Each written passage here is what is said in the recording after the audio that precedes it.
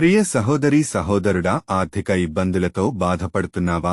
ఎవరో దగ్గరికి వెళ్లి నాకు ఇబ్బంది ఉంది, ఫలానా సమస్య ఉంది అని చెప్పుకుంటూ దిగులు చెందుతూ ఎటు వెళ్లాలో ఏమి చేయాలో తెలియక కృంగిపోతూ నలిగిపోతూ ఏడుస్తున్నావా? నీ దుఃఖాన్ని ఎవరికి చెప్పుకోలేక బాధపడుతున్నావా?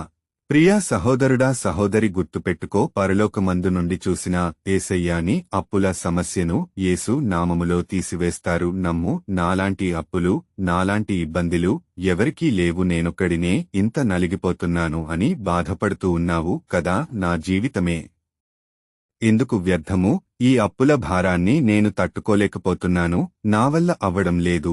ఎంత కష్టపడినా అప్పులు మాత్రం తీరక, ఎన్ని ప్రయత్నాలు చేసినా అప్పులు తీరడం లేదు అని అందరూ చిన్న చూపు చూస్తున్నారు. కాని నువ్వు ఈ సమయంలోనే చాలా ధైర్యంగా, ఓర్పుతో, సహనంతో ఉంటే ఖచ్చితంగా నువ్వు త్వరలోనే మంచి రోజులను చూస్తావ్. నీ ఓర్పు సహనమే నిన్ను గెలిపిస్తుంది. నీ కష్టమే నిన్ను గెలిపిస్తుంది. యేసయ్య నీకు 10 రూపాయలు కూడా అప్పు లేకుండా చేయబోతున్నారు. కాబట్టి దేవునికి అతి కొద్ది రోజులలో థాంక్స్ చెప్తావ్. ఎందుకు అని అంటే, మీ అప్పులు తీరినందుకు. నమ్ముతున్నావా? నమ్మితే ఆమెన్ అని టైప్ చేయి. అలాగే థాంక్స్ అని కూడా టైప్ చేయి.